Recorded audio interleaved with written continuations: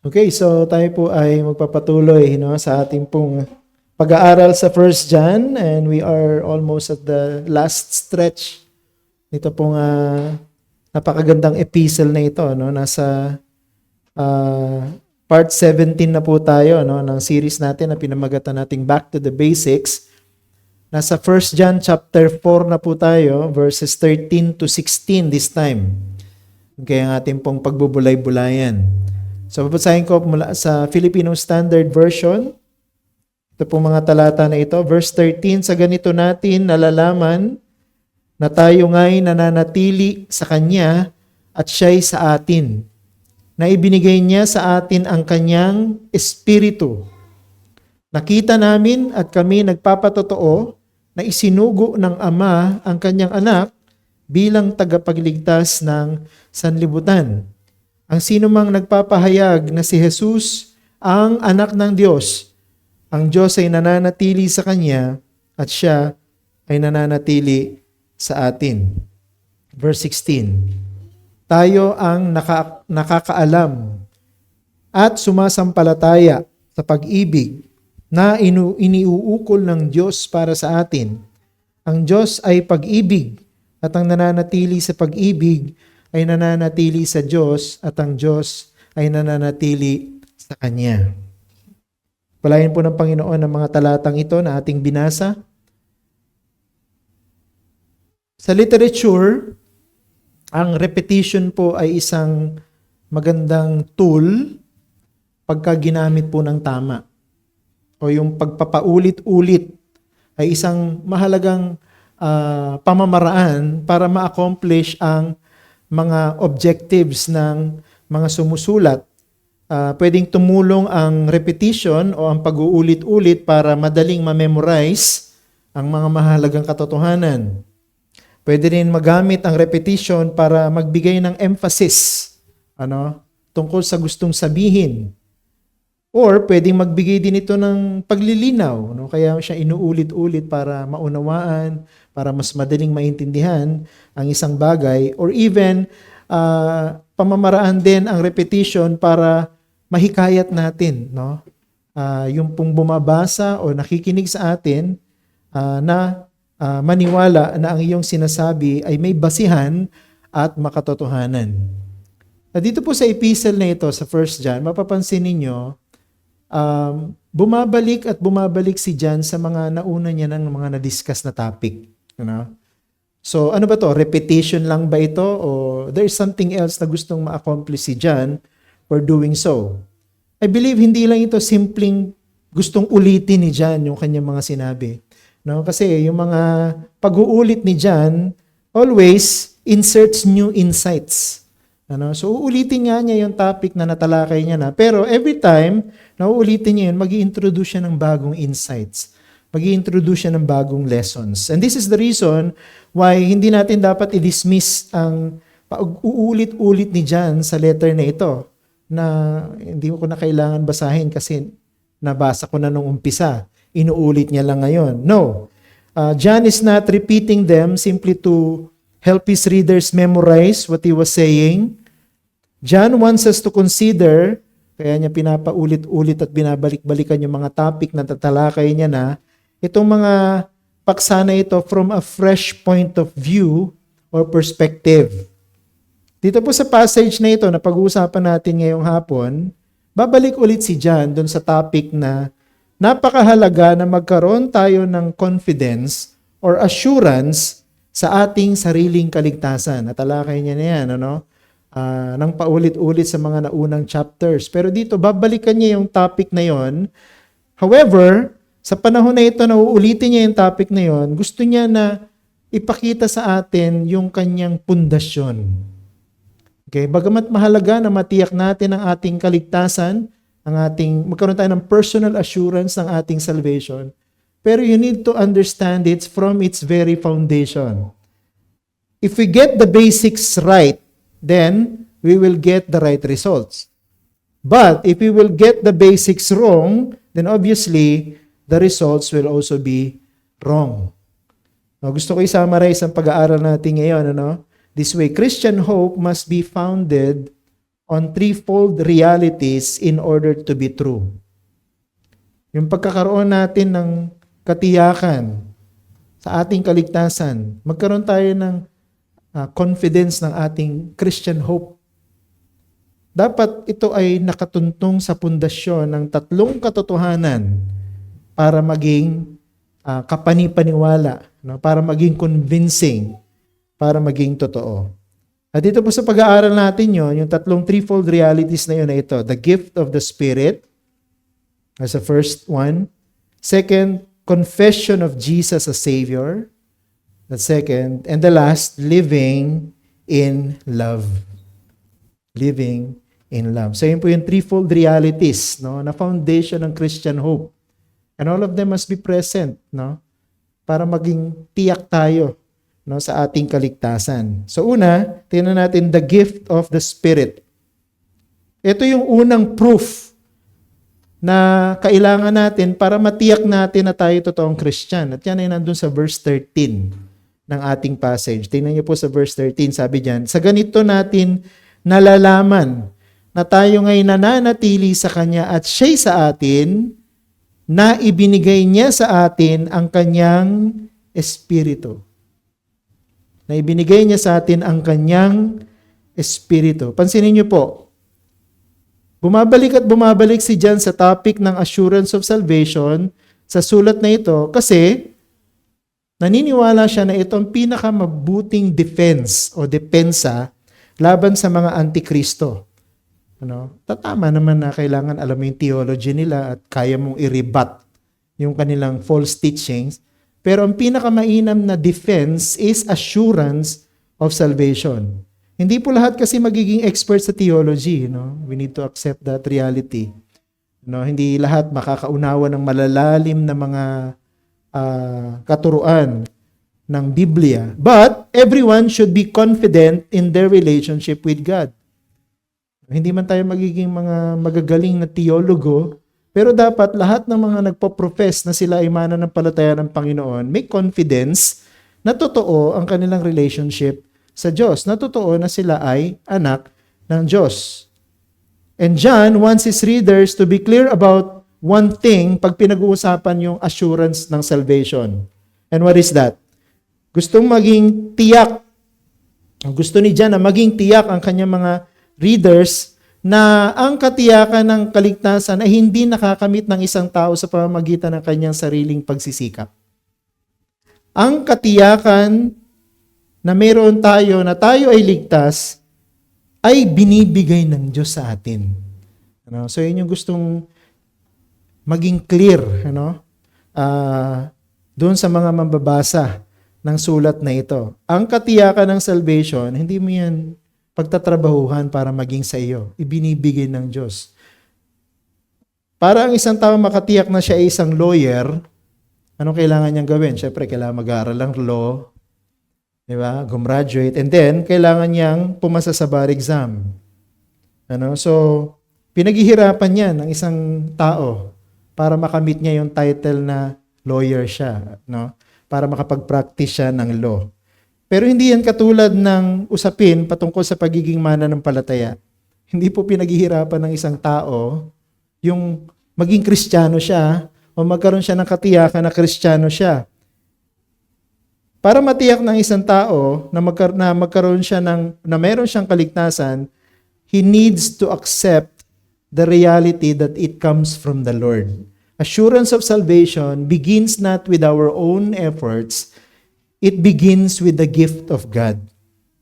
So alam naman natin na tayo ay totoong mananampalataya ng Panginoon pag tinanggap natin ang Kanyang Espiritu. Yun ang sinabi dito sa verse 13, di ba? So yung isang Kristiyano pala, matitiyak niya na Christian siya pag tinanggap niya mula sa Diyos ang kaloob ng banal na Espiritu. So we need to clarify this truth, para ma-absorb natin siya, itong katotohanan na ito. So I would like to offer two clarification pagdating sa point na ito. Number one, assurance of salvation occurs internally. Yung katiyakan na tayo ay ligtas ay nangyayari sa kaloob-looban ng isang tao. It occurs internally. Assurance of salvation, in other words, is a very personal matter. No? Hindi po ibang tao ang dapat magbigay sa iyo ng katiyakan na Christian ka. Dapat ikaw mismo, makamit mo yung katiyakan na ikaw ay ligtas. It's a very personal matter. Dapat ang nagko-confirm nito sa atin ay ang Diyos mismo. No? Hindi natin kaya i-confirm sa sarili natin, ay Kristiyano ako. Ano? Kaya siguro yung iba lagi nagda-doubt, no? Kristiyano nga ba talaga ako? Ano? Totoo nga bang Christian ako? Kasi pinipilit niya na makamit yung assurance sa pamamagitan ng kanyang sariling effort. But no, it doesn't happen that way. It doesn't occur that way. Ano? Kailangan ma-confirm ito sa atin sa pamamagitan ng Diyos. Tingnan niyo po kung paano sinimula ni John yung verse 13. Sabi diyan, sa ganito natin nalalaman na tayo ngayon nananatili sa Kanya at siya'y sa atin. Pansinin niyo mga personal or possessive pronouns dito. Paulit-ulit, no? Natin. Atin. Dito, binibigyan ng emphasis ni John that assurance of salvation happens first to the person internally. Ikaw mismo malalaman mo dapat na Christian ka. Ikaw mismo matitiyak mo dapat na anak ka ng Diyos. But this is a reality that we must know with certainty, and we can know it with certainty. Bakit? Because God Himself gives us that certainty. Paano po binibigay sa atin ng Diyos yung certainty? May confirmation ng Diyos na ginagawa sa mga totoong mananampalataya by giving His Spirit to us. Sabi sa verse 13, binibigay ng Diyos ang Kanyang Espiritu sa atin. That's God's way of confirming to us na Christian tayo. Alam ng Diyos kung sino yung sa Kanya because He has put in them the Holy Spirit. Anong sabi ni Apostle Paul? Doon sa Ephesians chapter 1 verse 13. Ibinibigay ng Diyos ang banal na Espiritu bilang tatak ng pagmamayari ng Diyos sa kanila. Sabi doon, ito ang nangyari ng inyong marinig ang salita ng katotohanan, ang ebanghelyo ng inyong kaligtasan, at nang kayo sumampalataya kay Jesus, at kayo rin naman ay tinatakan ng ipinangakong banal na Espiritu. So yung pong tatak na yan, parang sa flocks, diba? Yung herds, diba? Baka, no? O kaya yung mga hayop tulad ng sheep, goats. So para malaman ng mga may-ari kung sino yung kanila, meron silang personalized mark, no, na itinatatak, no, sa mga bahagi ng katawan ng mga hayop na ito para kahit na sila'y lumayo at may makakita sa kanila, alam kung sino ang may-ari sa kanila because of that mark. So ganun po yung banal na Espiritu. Binibigay ng Diyos ang banal na Espiritu sa mga totoong mananampalataya because that is God's mark of ownership to us. So lahat ng totoong Christian, merong mark ng Holy Spirit. No? That's the only way para ma-identify ng Diyos kung sino ang kanyang anak. Pero yung mark ng Holy Spirit na ito na sinasabi ni Apostle Paul can be understood as something external. No? Kasi yung mga mark sa mga hayop, external naman yun eh. No? Hindi yun nakatago kasi madidefeat ang purpose pag yung mga tatak na yun itinago, hindi makikita. So nakahantad yun. So definitely the mark of the Holy Spirit is something that people can see, or it's an external mark sa mga totoong mananampalataya. Ano? But the Holy Spirit is not merely an external mark. It is an internal reality. So bukod sa external proof, no, na Christian tayo, may explain ko kung paano nagiging external ang proof ng Holy Spirit. But the Holy Spirit, sabi, it's also something that is internal. Tingnan mo sa 2 Timothy chapter 1 verse 14. Ang sabi diyan, ingatan mo ang mabuting bagay na ipinagkatiwala sa iyo sa tulong ng banal na Espiritong nananahan sa atin. So, mahalaga itong katotohanan na ito, na ang banal na Espiritu hindi lang binibigay para maging tatak ng mga mananampalataya, kundi ang banal na Espiritu ay ipinagkakaloob sa bawat mananampalataya para manahan sa kanila. para manirahan sa kanila.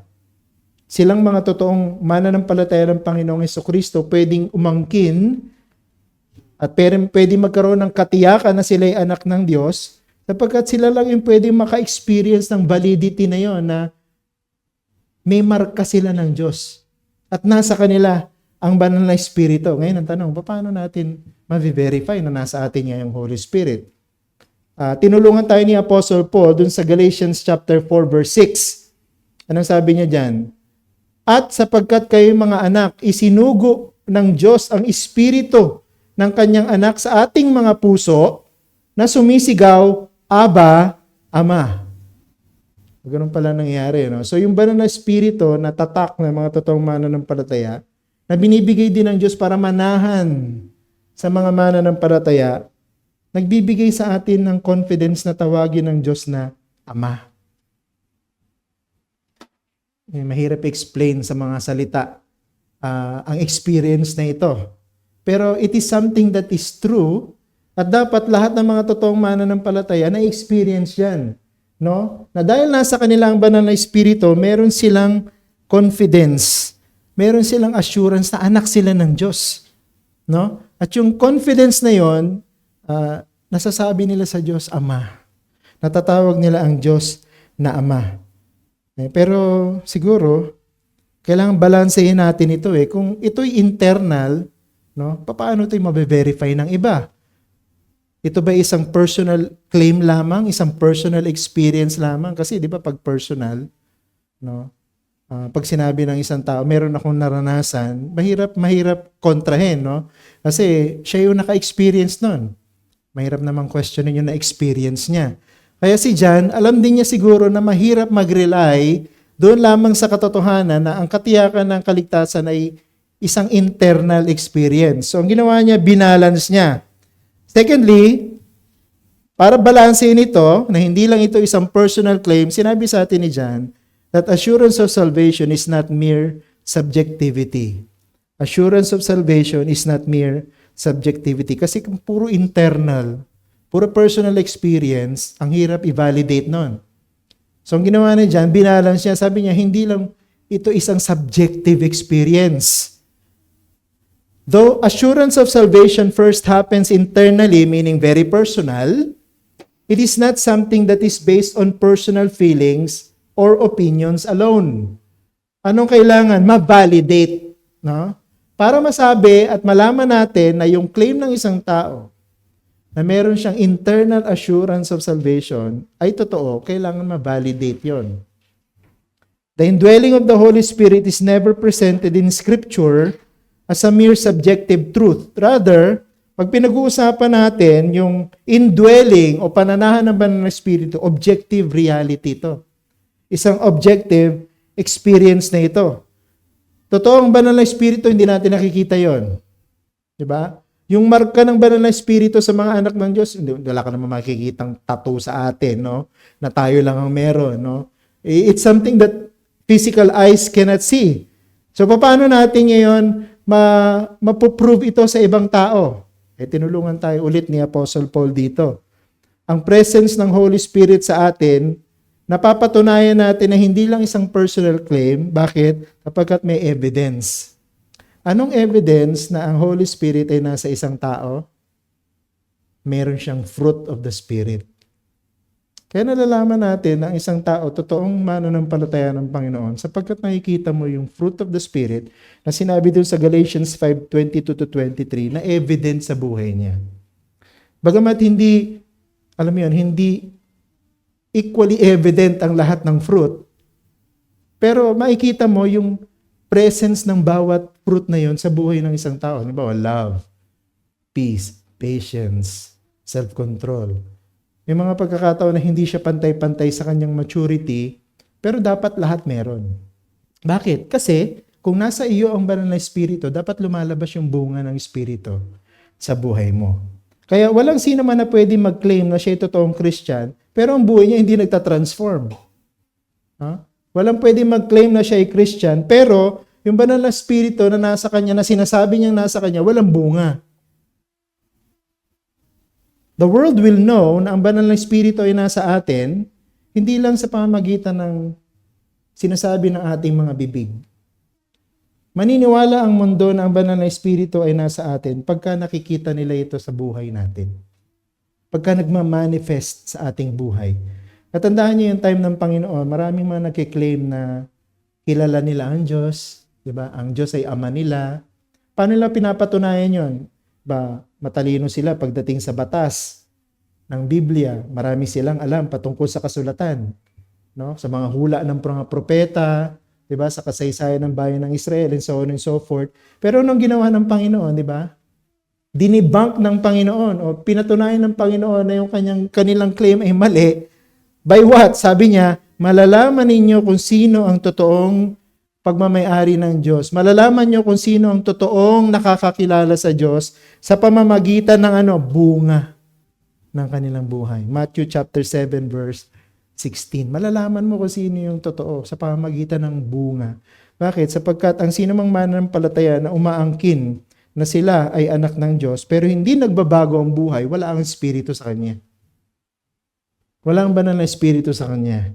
So, malalaman natin may tatak siya ng banal na espiritu, malalaman natin na nananahan ng banal na espiritu sa kanya pag nakikita sa buhay niya ang bunga ng banal na espiritu. So, that's the first proof. Diba? The gift of the Spirit. Let's go to the second one. Confession of Jesus as Savior. Confession of Jesus as Savior. So, this is the second proof na tayo nga ay totoong Kristiyano. At yan ay sa verses 14 to 15 ng ating text. Anong sabi dyan? Nakita namin at kami nagpapatotoo na isinugo ng Ama ang kanyang anak bilang tagapagligtas ng sanlibutan. Ang sinamang nagpapahayag na si Jesus ang anak ng Diyos, ang Diyos ay nananatili sa kanya at siya ay nananatili sa Diyos. So dito makikita natin yung first proof, the gift of the Spirit, na binigay sa atin ni John ay konektado sa second proof, confession of Jesus as Savior. Hindi pwedeng mag-exist yung proof number 1 kung wala yung proof number 2. Hindi pwedeng totoo yung proof number 2 kung wala yung proof number 1. Sila na mga tumanggap ng kaloob ng Espiritu, ikukumpisal ng kanilang mga bibig na nananampalataya sila na si Jesucristo ang tagapagligtas sapagkat yun ang laman ng kanilang puso. Whatever is true within a person will eventually come out from his mouth. Di ba totoo naman yun? Kung ano yung laman ng puso natin, lumalabas sa bibig natin. Tama ba yun? Kung halimbawa, galit na galit tayo sa isang tao. Anong lumalabas sa bibig natin? Mga matatalas na pananalita, mga masasakit na pananalita. Kasi, ang puso natin galit. Kung ano yung laman ng puso natin, yun yung lumalabas sa bibig natin. No? Kaya po walang Christian na passive, no? Alam mo yun, yung pagka totoong Christian ka, sasabihin mo na Christian ka. No? Pagka totoong Christian ka, ipangangalandakan mo na mananampalataya ka. Pero ang tanong, paano natin matitiyak na itong tao na ito at yung kanyang confession na si Jesus ay tagapagligtas ay totoo nga? O dito binigyan tayo ni John ng dalawang importanteng test. No? Una, he must possess faith that Jesus is Savior. So yun yung una. Para matiyak natin na yung kinukumpisal ng isang tao na Jesus is my Savior ay totoo. Dapat meron siyang faith na si Kristo nga ay kanyang personal na tagapagligtas. So bakit paulit-ulit si John sa sinasabi niya na ang sino mang nangungumpisal na si Jesus ay anak ng Diyos na nagkatawang tao, siya lamang ang totoong Christian. Pag binasa mo, di ba, sa mga unang chapter, paulit-ulit yun. Ang sino man tumatanggi na si Jesus ay anak ng Diyos na nagkatawang tao, ay hindi mananampalataya. Kabaliktaran, ang sino mang nangungumpisal na si Jesus ay anak ng Diyos na nagkatawang tao, siya ang totoong maliligtas. Ba't paulit-ulit si John doon? Ang sagot, sapagkat ito ang batayan ng pananampalatayang nagliligtas. Ang pananampalatayang nagliligtas ay nakaugat sa katotohanan na si Jesus ay Diyos na nagkatawang tao at siya ay namatay para tubusin ang mga makasalanan. Yan ang pundasyon ng saving faith. Pag hindi mo pinaniniwalaan yan, na si Jesus ay Diyos na nagkatawang tao, at siya ay namatay para tubusin ang mga makasalanan, hindi ka maliligtas. Tingnan nyo dito sa verse 15, verse 14 and 15, nandyan yan eh. Jesus cannot be the Savior of sinners kung hindi siya Diyos. Anong sabi ni John? Dito sa verse 15, para patunayan na si Jesus ay Diyos. Diba sabi diyan, si Jesus ay anak ng Diyos. Malinaw sa verse 15. No? Si Jesus ay anak ng Diyos. So sinasabi ni John, dapat maniwala ka na si Jesus ay anak ng Diyos. Diba? Hindi siya pangkaraniwang tao lamang. Pero, dapat maniwala din tayo na bagamat si Jesus ay Diyos, siya'y totoong tao din.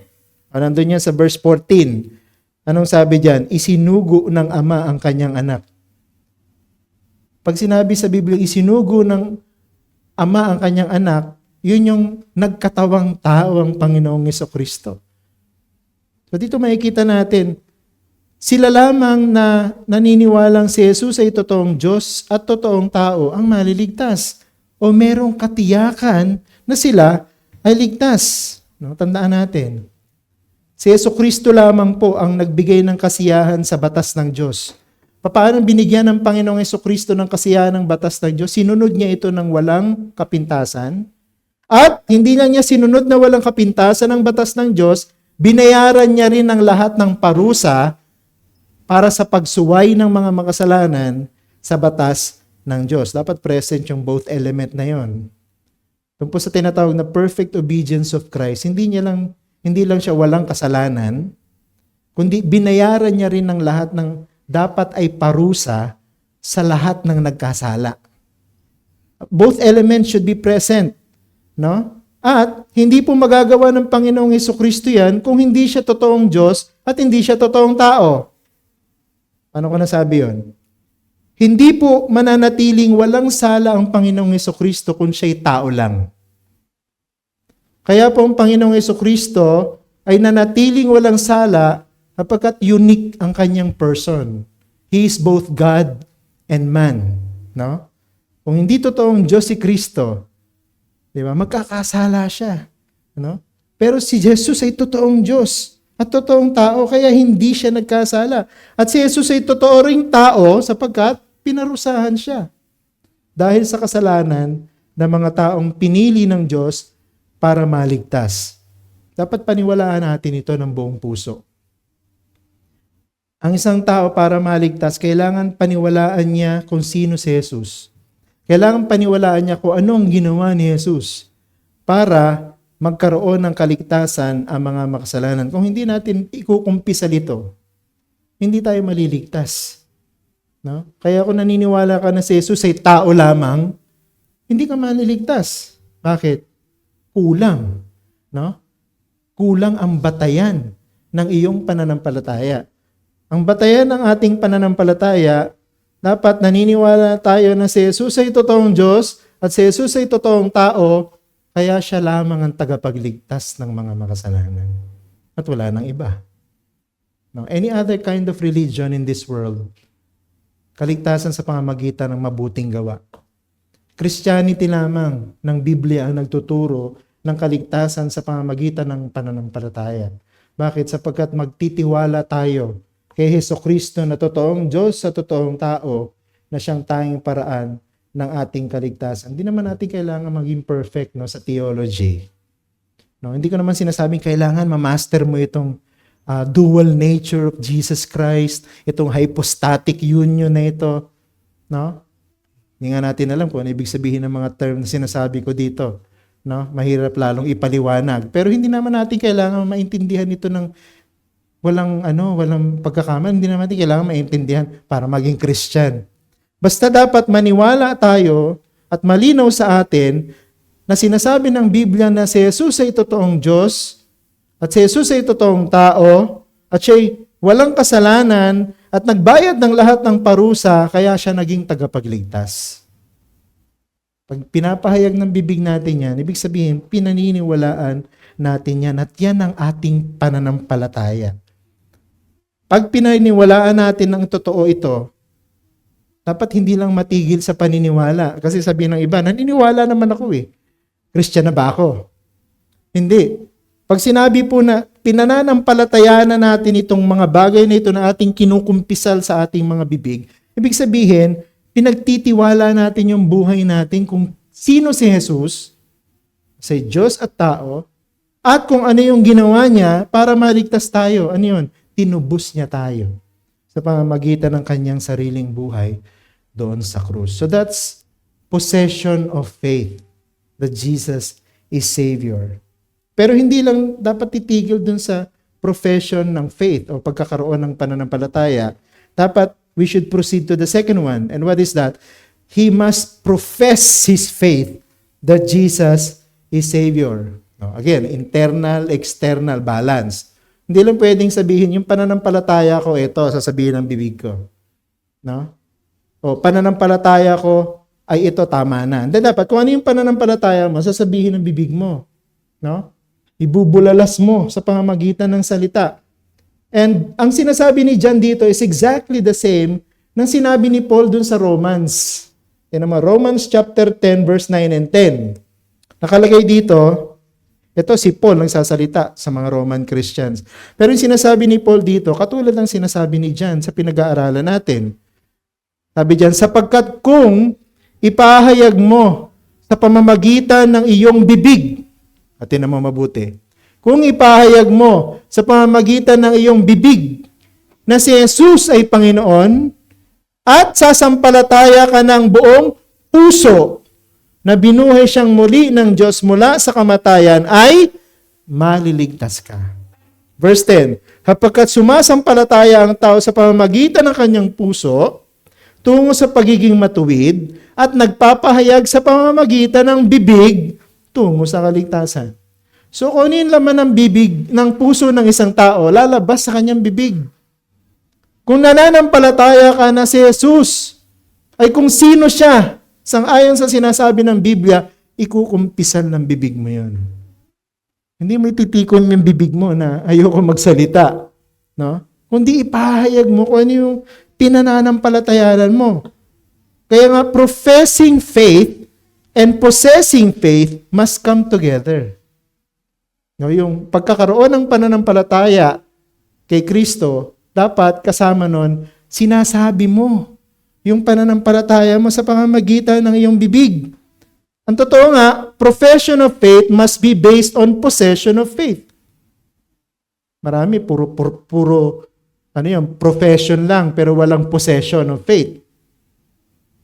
Pero kung ikaw merong possession of faith, dapat meron kang profession of faith. Kung totoo may pananampalataya ka, sasabihin ng bibig mo kung ano ang pinananampalatayanan mo. So again, may connection yung una sa pangalawa. Only those who receive the gift of the Spirit can confess that Jesus is Savior. It is the Spirit of God that converts a sinner. Diba? Sa theology ng Ordo Salutis, ang banal na Espiritu ang siyang bumubuhay sa isang makasalanang patay. Pag siya binigyan ng buhay, ni-regenerate siya, mako-convert siya. Ibig sabihin, mananampalataya siya, magsisisi siya sa kanyang mga kasalanan, at mananampalataya siya na si Jesus ang siyang tagapagligtas. Yan, ibig man sabihin nun, sapat lang na sabihin ng isang tao, naniniwala ako na si Jesus ay tagapagligtas para siya maligtas. Nung nabubuhay pa si John MacArthur, he went through a controversy, at this is sa mga naging bulwark ng controversy na yun, nagtanggol sa tinuturo ng Biblia, yung tinatawag na Lordship controversy. Kasi meron pong mga evangelicals na nagsasabing sapat na manampalataya ang isang tao na si Jesus ay tagapagligtas para siya ay maligtas. Pero yun ba tinuturo ng Biblia? Hindi. According to Paul, we do not only confess that Jesus is our Savior, we must also confess that Jesus is our Lord. Ito yung sabi din sa Romans chapter 10, verse 9. Sapagkat kung ipahayag mo sa pamamagitan ng iyong bibig na si Jesus ay Panginoon, at sasampalataya ka ng buong puso na siya'y muling binuhay ng Diyos mula sa mga patay, maliligtas ka. So hindi lang po sapat na sabihin ng isang tao, nananampalataya ko na si Jesus ay Savior. Nananampalataya ko na Savior ko si Jesus para siya'y maligtas. No, it's not enough. You need to submit to Jesus as Lord. Only those who surrender to the Lordship of Jesus Christ can enjoy the benefit of being saved by Him. Hindi ka pwedeng iligtas ng isang hindi mo naman Panginoon. Hindi ka pwedeng iligtas ng isa namang hindi mo naman Panginoon. Ito ang problema sa easy believism, di ba? Na sikat na form ng evangelism ngayon. Tanggapin mo si Jesus bilang tagapagligtas. Sapat na. No, it's not. A true meaning and experience of the gospel must not be reduced to a simple demand to have faith, but without submission. So dapat yung totoong pananampalataya may pagpapasakop kay Kristo bilang Panginoon. Hindi lang siya tagapagligtas.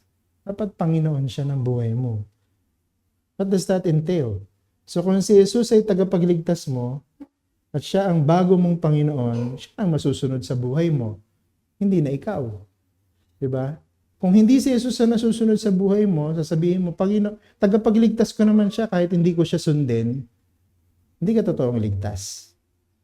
Diba? Sila lamang na mga totoong nananampalataya kung sino si Jesus at kung anong kanyang ginawa at nagpapasakop ng kanilang buhay sa kanya bilang kanilang hari at Panginoon ang totoong makakaranas ng kaligtasan. Pangatlo at huli na proof, living in love. Living in love. Ito yung third and final proof. Nasa verse 16. Ano sabi sa verse 16? Tayo ay nakaalam at sumasampalataya sa pag-ibig na iniuukol ng Diyos para sa atin. Ang Diyos ay pag-ibig at ang nananatili sa pag-ibig ay nananatili sa Diyos at ang Diyos ay nananatili sa Kanya. How can we know na sila na mga tumanggap ng kaloob ng Espiritu at nagkukumpisal na si Jesus ay kanilang Panginoon at tagapagligtas ay hindi peke? Anong sinabi ni John? They must live in love. Dapat mabuhay sila sa pagmamahal. Ano ibig sabihin nito? Inuulit lang ba ni John ito yung love test na pinag-aralan na natin sa mga unang chapters? I don't think so. John wants to establish na sila ng mga totoong pinagkalooban ng Espiritu. Ito yung nangyari internally. Mapapatunayan ito hindi lang sa pamamagitan ng pangumpisal ng kanilang pananampalataya kay Kristo na siya ay Panginoon na tagapagligtas, which happens internally, di ba? Pag nagkumpisal ka, naririnig ng mga tao, sinasabi mo, si Jesus ay Panginoon ko, si Jesus ay tagapagligtas ko. That is external. Pero hindi lang sa external by words. Dapat, meron din siyang external that happens by actions. Ano yun? By demonstrating that we love one another. Mapapatunayan natin na tayo ay pinananahanan ng banal na Espiritu. Internal yon, di ba? It's a personal claim. By what? An external proof. By way of confession, sasabihin ng bibig mo, and by way of action, sa pamamagitan ng pag-ibig mo sa iyong kapwa. Nakita mo yung connection ng tatlo sa isa't isa. Hindi pwedeng maging totoo yung isa kung wala yung dalawa. Hindi magiging totoo na dalawa lang kung wala yung isa. Dapat tatlo silang present. No? Because all of these three elements ang siyang proof na tayo nga ay totoong Christian. Eh, paano binalansin ni John ito? By going back to the topic of love. Two things. Number one, we believe that God loves us. Yun yung una, para mabalanse yung external proof that we love. By action. Naniniwala tayo na mahal tayo ng Diyos. Again, personal claim na naman. Naniniwala ako na mahal ako ng Diyos. Dapat present yon, no? Pansinin niyo, John always wants his readers to examine what is true in them. Kaya paulit-ulit si John dun sa nagsisimula sa sarili at sa loob. Di ba? Alam ko na nananahan ng banal na espiritu sa akin sa loob. Alam ko na nananampalataya ako sa loob. Bakit palaging paulit-ulit si John, no? Sa loob. Dito naman, naniniwala ako na mahal ako ng Diyos. Sa loob na naman yon. Bakit? Kasi gusto ni John na i-examine natin yung sarili natin muna. Examine mo muna yung sarili mo. Yun yung lagi dapat ginagawa natin. Unahin muna nating suriin yung sarili nating puso bago natin suriin ang ibang tao. Kasi ang dali nun no? Ang daling magsuri ng ibang tao, ang daling mamula ng ibang tao, pero hinuhuli natin yung sarili natin. Pero dito, sinasabi ni John, huli mo na yung pagtingin mo sa iba at pagsuri mo sa iba, unahin mo muna yung pagtingin mo sa sarili mo. Totoo na may mga banta ng mga antikristo sa iglesia sa panahon noon at maging sa panahon natin ngayon, pero mas mahalaga pa rin yung matiyak mo yung sarili mong kaligtasan. Kaya lagi nagsisimula si John sa sarili. Sa loob, suriin mo ang sarili mo. So bago tayo matakot sa mga banta ng mga kalaban ng iglesia, mag-focus muna tayo at ma-verify muna natin ang ating mga puso na totoo nga tayong Kristiyano. Before we combat the enemies of the church, we must first be sure that God loves us. Na mahal tayo ng Diyos. Tingnan mo sabi ni John sa verse 16, tayo ang nakakaalam at sumasampalataya sa pag-ibig na iniuukol ng Diyos para sa atin. Ibig sabihin, dapat firm ka sa paniniwala mo na mahal ka ng Diyos. Dapat firm ka sa sarili mo na mahal ka ng Diyos. How can we be sure na mahal nga tayo ng Diyos? Diba, tatanungin mo yun Diba? Paano ko malalaman na mahal ako ng Diyos? Nagbigay ba ang Biblia sa atin ng paraan para malaman nating mahal tayo ng Diyos? Nagbigay. Diba? Nagbigay. No? Ano yun? Yung banal na espiritu. Binigay ng Diyos ang banal na espiritu sa atin para patunay na mahal niya tayo. Bukod sa ang banal na espiritu ang nagko-convert sa isang makasalanan para manampalataya kay Kristo, ang banal na espiritu rin ang binibigay ng Diyos para patunayan sa isang tao na anak siya ng Diyos. Tingnan yung sinabi ni Paul sa Romans chapter 8 verse 16. Ang espiritu mismo ang nagpapatotoo kasama ng ating espiritu na tayo'y mga anak ng Diyos. Pinapatunayan pala ng Diyos sa atin sa pamamagitan ng banal na espiritu, kasama ng ating sariling espiritu, na anak tayo ng Diyos. So this happens within us. Nangyayari ito sa loob natin, na natitiyak natin na anak tayo ng Diyos. There is a way para ma-confirm ng Diyos na mahal niya tayo at anak niya tayo. At ang nakakaalam lang niyan, yung Kristiyano.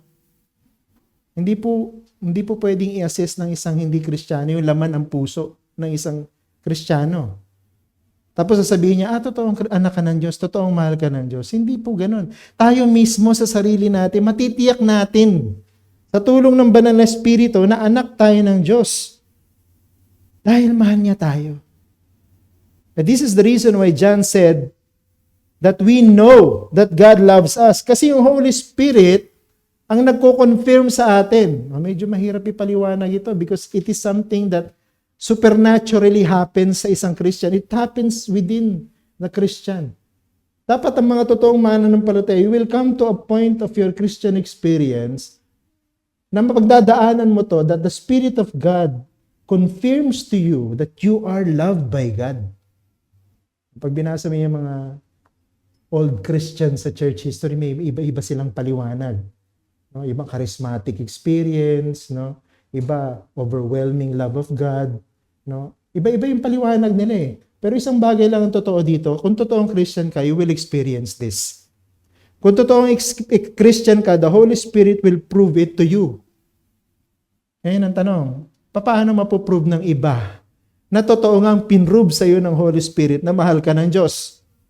Internal yun Hindi naman nakikita nilang puso mo Dito papasok yung kagandahan ng balanse ni John. So hindi lang sinabi dito na dapat naniniwala tayo na mahal tayo ng Diyos. Pangalawa, Pinapakita natin na mahal nga tayo ng Diyos by becoming loving. Ito, binabalansin niya, no? Yung internal at personal experience sa isang Christian, dapat merong external validation, external verification. At ano daw yung external verification na talagang mahal ka ng Diyos? Marunong kang magmahal o nagiging mapagmahal ka. Para balansehin yung subjective experience na alam natin na mahal tayo ng Diyos, sinabi ni John, may objective element. Dapat maging mapagmahal ka naman. Maging mapagmahal ka. Mabuhay ka ng mayroong pagmamahal. Spiritual conviction that God loves us is balanced by verifiable transformation. Hindi sapat yung sabihin mo lang na mahal ako ng Diyos. Di ba may mga taong gano'n na laging pinagmamalaki na mahal ako ng Diyos. No? Kasi ganito, kasi ganyan, mahal ako ng Diyos. Wala pong problema yon, no? Kasi totoo naman na mahal tayo ng Diyos kung talagang mananampalataya tayo. Kaya nga tayo naligtas eh. Pero kailangan din naman mabalanse yon. Kailangan pati yung mga tao sa labas maniwala na mahal nga tayo ng Diyos. Anong sabi ni John? Paano daw natin malalaman yon? Dapat nagbabago tayo. Magiging mapagmahal tayo na tao. We can only convince that God loves us when other people around us believe that we are indeed like God who is loving. Ang tanong, anong klase ng pagmamahal ang sinasabi ni John dito o pamumuhay sa pagmamahal? Of course, pwede nating sabihin na ito ay pagmamahal sa Diyos. Kung ikaw ay talagang nakaranas na mahalin ng Diyos, dapat marunong ka ding magmahal sa Diyos. Diba?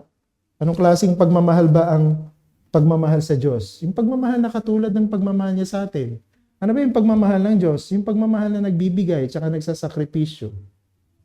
Yun ang pagmamahal ng Diyos. Paano ba pinatunayan ng Diyos ang kanyang pagmamahal? Binigay na yung kanyang anak para mamatay sa krus. Para magligtas ng mga makasalanan. Nagsakripisyo siya ng kanyang anak. Nagbigay siya ng kanyang kaisa-isang anak. Binigay ng Diyos ang kanyang best. So, ibig sabihin, kung tayo naka-experience ng pagmamahal ng Diyos na ganito, dapat ganun din tayo magmahal sa Diyos. Binibigay natin ng best para sa Diyos. Sinasacrifice natin lahat para sa Diyos. Pero hindi lang yan ang klase ng pagmamahal na dapat na maging evidence sa buhay natin. Dapat marunong din tayong magmahal, hindi lang sa Diyos, kundi sa kapwa natin. Diba? Marunong din tayong magmahal sa ating kapwa. Merong tinatawag na vertical aspect ang love, mahal natin ang Diyos. Meron ding horizontal, mahal ko ang kapwa ko. Dapat balance yun. Hindi puro vertical. No? Dapat may horizontal. Mahalin mo rin ang iyong kapwa. Kaya nga ang Panginoong Jesucristo paano niya sinamarize yung 10 utos. Sa pamamagitan ng dalawa. Ano yun? Ibigin mo ang Diyos ng higit sa lahat. Pangalawa, ibigin mo ang iyong kapwa katulad ng pagmamahal mo sa sarili mo. Sinamarize yung 10 Commandments into 2. Matthew chapter 22 verses 36 to 40. Sa madaling salita, ang standard ng Bible pagdating sa pagmamahal, una dapat alam mo kung paano mahalin ng Diyos bago mo masabing alam mo kung paano mahalin ng tao. Hindi mo pwedeng mahalin ng tao tapos sasabihin mo ganito yung pagmamahal ng Diyos. Hindi. Dapat mahalin mo muna ang Diyos na higit sa lahat bago mo matutunan na mahalin ang iyong kapwa. Kung mahal mo lamang ang Diyos, pero ayaw mong mahalin yung kapwa mo, o kaya mahal mo lang yung kapwa mo, pero ayaw mong mahalin ang Diyos, ang tawag ng Biblia sa iyo, sinungaling. Yun yung pag-aaralan natin sa susunod. No? Papakita sa atin, i-develop ulit ni John yung love. The topic about love. No? In a different perspective. Pero dito, mahalaga, kung mahal mo talaga at naranasan mong mahalin ng Diyos, dapat marunong ka rin magmahal ng iyong kapwa. No? Kaya nga, sabi ng Panginoon, di ba si Satan hindi siya marunong magmahal? Ang marunong lang siya mangwasak. Kasi hindi po sasaktan ng sino mang nagmamahal ang mga taong mahal niya. Di ba? At yan ay natutunan natin sa Diyos. No? Hindi tayo winasak ng Diyos sapagkat pinili niyang mahalin tayo. So dapat ganun din tayo sa ating kapwa. Hindi natin sasaktan yung ating kapwa, kundi mamahalin natin at ibibigay ang pinakamainam sa kanila.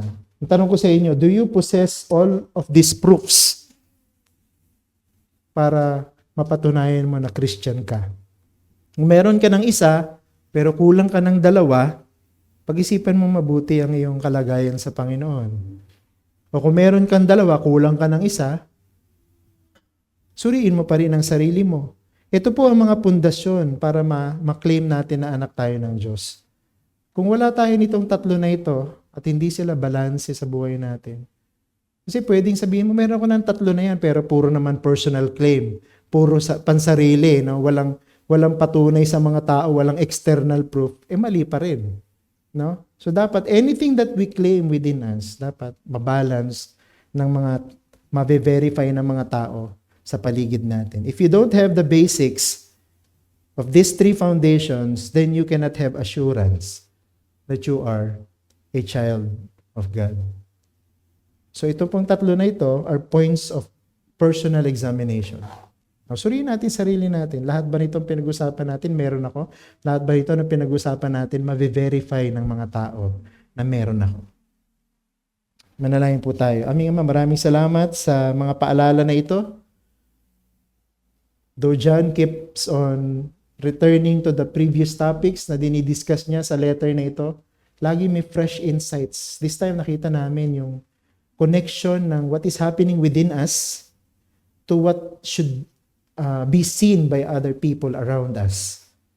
Yung mga subjective na reality na ito, dapat mayroong external verification. Dapat napapatunayan ng mga tao so that we can have assurance na totoo nga na Christian ako, na totoo nga na anak ako ng Diyos. Basic ito. We cannot expect to counter false teachers, expose heresies. Hindi naman kami totoong Christian. So we must start with our personal examination. Kung Christian nga po kami, before we even engage or even think of engaging false teachers or defending the church, dapat magsimula kami na meron kaming conviction, meron kaming confidence, meron kaming assurance by using all of these tests and proofs na kami nga ay totoong anak ng Diyos. Maraming salamat po, Panginoon, sa clarity. Maraming salamat po sa benefit ng mga bagay na pinag-usapan namin. Sana manatili ito sa aming mga isip, manatili sa aming mga puso at mag-influence sa aming pamumuhay. Ito po aming dalangin sa pangalan ni Jesus, aming Panginoon. Amen.